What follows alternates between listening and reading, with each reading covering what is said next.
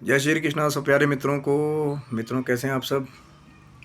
सबसे पहले विनम्रता से निवेदन करूंगा कि जो चैनल पे नए हैं, जिन्होंने चैनल को सब्सक्राइब नहीं किया है, वो सब्सक्राइब कर सकते हैं, ताकि हमारी कोई भी वीडियो जो हम बनाएं वो सीधी आप तक आपको मिले। पहले आप देखें, अगर आपको जानकारी लाभप्रद और अच्छी लगे तो वीडियो को लाइक करें, शेयर करें, ताकि इससे और भी लोग लाभान्वित हों। आज बात करेंगे मित्रों, निर्जला एकादशी का व्रत कैसे करें। देखिए, अलग अलग संप्रदायों में, अलग अलग लोगों में अलग अलग मान्यताएं हैं, पर आज वो कोशिश करूँगा कि जो सबसे सिंपल बेसिक तरीका है उसके हिसाब से आप व्रत रखें। क्योंकि कई बार देखता हूँ कि कुछ संप्रदायों के लोग इतनी लंबी लिस्ट बना देते हैं कि ये भी ना करें, वो भी ना करें, वो भी ना करें, तो लोगों का एक जो मन होता है वही टूट जाता है कि भैया इतना सब कुछ करना पड़ेगा, तो भाई छोड़ ही दो, रहने दो, हमारे बस की बात नहीं। तो आज उन लोगों के लिए थोड़ा सा बेसिक वीडियो बनाने की कोशिश करूँगा, जिनके अंदर थोड़ी सी इच्छा है, उनकी इच्छा को थोड़ा सा और ऊर्जावान बनाने के लिए बताएंगे कि कैसे करें। लेकिन अपने अपने संप्रदाय जैसे अब जुड़े हुए हैं, तो वहाँ पे भी पता ज़रूर करें कि उनके हिसाब से कैसे करते हैं, हमारे हिंदू वेद शास्त्र के हिसाब से कैसे है, उसको और सिंपलीफाई करने की कोशिश करेंगे। निर्जला एकादशी यानी कि भीमसेनी एकादशी सबसे बड़ी एकादशी, सबसे ज़्यादा फल है इस एकादशी का। यदि कोई वर्ष भर की पूरी एकादशी नहीं रख पाता है, तो व्यास जी के कथन के अनुसार सिर्फ एक ये वाली एकादशी को करके वो वर्ष की सारी एकादशियों का फल ले सकते हैं। लेकिन प्रभु जरा सोचिए, एक तरफ वो लोग हैं जो वर्ष भर उपवास करते हैं और उनको एक अभ्यास है कि हाँ, आज भोजन का त्याग करना है, आज खाना नहीं है, तो वो रात तक रह सकते हैं। लेकिन जिस किसी को, जैसे कुछ नए लोग जुड़ते हैं इन चीज़ों के साथ में, उनको थोड़ा सा पता लगता है कि हाँ भैया, 18 तारीख को अगर व्रत करेंगे तो हमारे को सबसे बड़ा फल मिलेगा, तो वो डायरेक्ट हाथ डालने की कोशिश करते हैं। तो थोड़ा सा शारीरिक रूप से भी और मानसिक रूप से भी उनको कष्ट होने के थोड़े से चांस होते हैं, क्योंकि कुछ लोग पहले से अभ्यास करते हैं।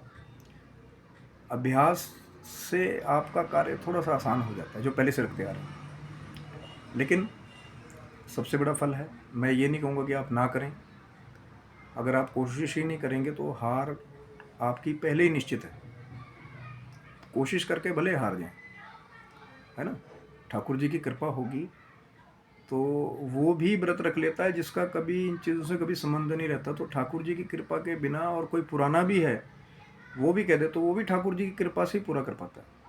अगर ठाकुर जी की कृपा आपके ऊपर है, होगी, आप चाहते हैं, दृढ़ इच्छा शक्ति है, तो ज़रूर करें। सिंपल बेसिक मेथड इसीलिए बता रहा हूँ कि लोगों में थोड़ा सी ऊर्जा रहे उस चीज़ को लेकर कि निर्जला का व्रत कैसे करना। निर्जला एकादशी की जो व्रत कथा है वो अलग वीडियो में बनाएंगे, ताकि टॉपिक में मिक्सिंग ना हो। अब कई बार लोग कहते हैं ना कि यार ये भी उसी में है, वो भी उसमें, तो लोगों में थोड़ा सा दुविधा आ जाती है। तो मैं नहीं चाहता हूँ कि लोग दुविधा में रहें। बहुत ही सिंपल तरीके से आपकी बेहतरी के लिए भी वीडियो को अलग अलग बनाने की कोशिश करेंगे। हो सकता है मैं जल्दी एकादशी से 1 या 2 दिन पहले ही उस वीडियो को बना करके पोस्ट करूं अपने चैनल पे, ताकि और लोग भी कथा से भी लाभान्वित हों।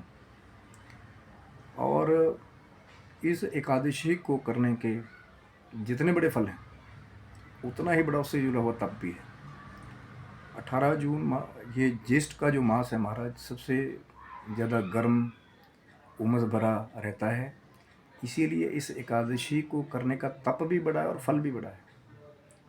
तो मेरा तो आपसे यही अनुग्रह होगा कि आप करें ज़रूर, कोशिश ज़रूर करें, ठाकुर जी का नाम लेके करें, ठाकुर जी को समर्पित करके करें। अब करना कैसे है, बाकी व्रतों की तरह ही व्रत है, सिर्फ इसमें जल का निषेध है। यानी कि जैसा कि नाम है, निर्जला, बिना जल के, जल नहीं लेना है।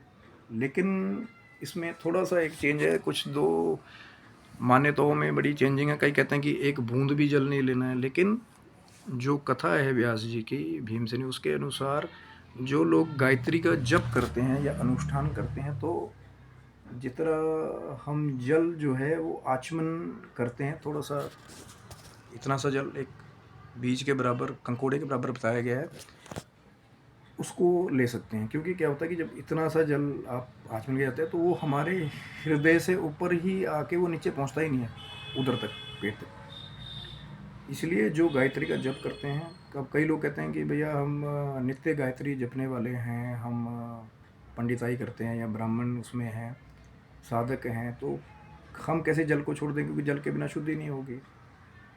जल लेते हैं ना, आचमन करते हैं, केशवाय नमः, नारायणाय नमः, माधवाय नमः, गोविंदाय नमः, ऋषिकेशाय नमः, उसके बाद ही फिर आचमन करने के बाद आप अपना गायत्री जप या दूसरे जप पूर्ण करते हैं। तो उसके लिए व्यास जी ने पहले बताया हुआ कि आचमन के बराबर जल ले सकते हैं, लेकिन कुछ सेर जल के ऊपर अगर बार बार भी आचमन करोगे, उसको वर्जित किया। तो बार बार जब अब एक टाइम आप गायत्री जप करते हैं, त्रिकाल संध्या करने वाले सिर्फ 3 टाइम 4 बार ही लेना है या 10 बार लेना है, उस हिसाब से करें, उसके ऊपर ना लें। कथा में लिखा, भाई मैं नहीं कह रहा हूँ। अब कई लोग इस पर अगर विवाद करें कि भैया हमने तो सुना था कि बूंद भी जल नहीं पीना है और ये भाई साहब बता रहे हैं कि भैया बूंद जल लेना है।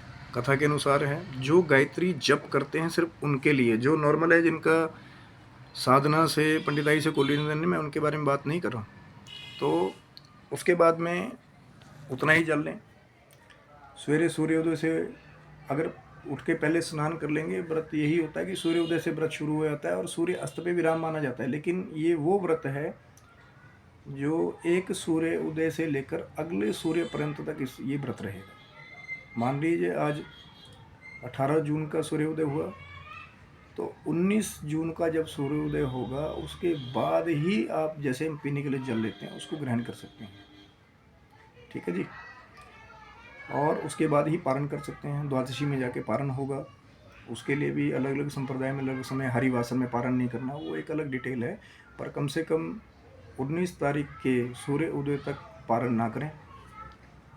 और ठाकुर जी का जो चरणोदक होता है, जो शालिग्राम जी को जो स्नान कराते हैं, उनके जल से ही व्रत का पारण माना जाता है। अब जैसे किसी घर में शालिग्राम नहीं, किसी मंदिर में जाके पुजारी जी से ले सकते हैं। पिछले दिन जाकर ही आप 18 तारीख को जाएं, जल जो है वो लेकर आके किसी बॉटल में रख लें, अपने फ्रिज में भी रख सकते हैं। अगर जैसे कोई लोग जॉब के लिए टाइम नहीं निकलता है तो वो उस चीज़ को कर सकते हैं। उसके बाद जब पारण हो जाएगा, अब कई लोग इसमें कहते हैं कि पहले भी नहीं करना है, चावल का तो निषेध होता ही है, कई कहते हैं अगले दिन भी नहीं खाना। मैं ज़्यादा नहीं जाऊँगा उस चीज़ में, क्योंकि निर्जला का अर्थ है सिर्फ एकादशी के दिन द्वादशी पारण तक जल का निषेध।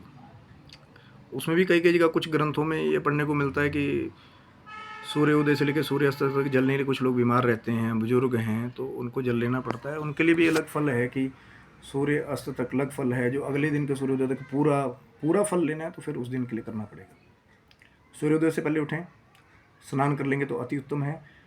ठाकुर जी के निमित्त प्रार्थना रखें कि ठाकुर जी मैं ये व्रत करने जा रहा हूँ, मेरे अंदर ये ऊर्जा नहीं है, आपकी कृपा से व्रत रखने जा रहा हूँ और आपकी कृपा ही इसको संपन्न कराए, ऐसी मैं आपके चरणों में कामना करता हूँ।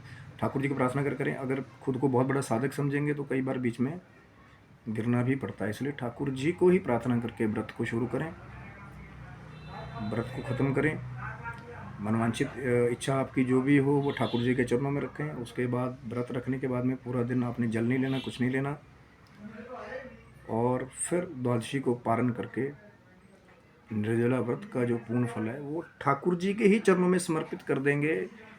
तो एक तरह से व्रत का जो फल है वो सेव हो जाता है। जैसे हम बैंक अकाउंट में जाते हैं ना, अपनी क्या कहते हैं उसको, अपनी पूंजी को जमा करा देते हैं, तो वैसे ही ठाकुर जी की भक्ति का फल है। ठाकुर जी के चरणों में रखें तो वो सेफ रहेगा। जब हम अर्पण कर देते हैं ना, तो प्रभु की कृपा और डबल हो जाती है। इसीलिए बार बार वही बातें, सूर्योदय से पहले उठें, स्नान कर लें, ठाकुर जी के चरणों में संकल्प करें, व्रत करें सारा दिन अगर हो सके। देखिए, व्रत का सबसे बड़ा महत्व क्या है और एक्चुअल उसका जो डीप एक मैसेज है वो यही है कि अपनी कर्म इंद्रियों पे संयम लगाना और बुराइयों से दूर रहना। ये संकल्प आदमी के मन में होना चाहिए। सिर्फ भोजन छोड़ देने से व्रत का पूर्ण संकल्प नहीं है। अपनी बुराइयों को त्यागना कि आज किसी को गलत नज़र से नहीं देखूंगा, कोशिश करूंगा झूठ नहीं बोलूंगा, किसी से लड़ाई नहीं करूंगा, झगड़ा नहीं करूंगा, ये संकल्प होना चाहिए। तब जाके व्रत का जो एक पूर्ण उद्देश्य है वो पूरा होता है। आशा करता हूँ आपको वीडियो अच्छी लगेगी। लाइक करें, शेयर करें, सब्सक्राइब करें। इसके बारे में और भी बात करेंगे, अगर हो सके तो कथा के बारे में भी अलग वीडियो डालने की कोशिश करूँगा। मेरी तरफ से आपको बहुत बहुत शुभकामनाएं। व्रत करें, स्वस्थ रहें, मस्त रहें। जय श्री कृष्ण।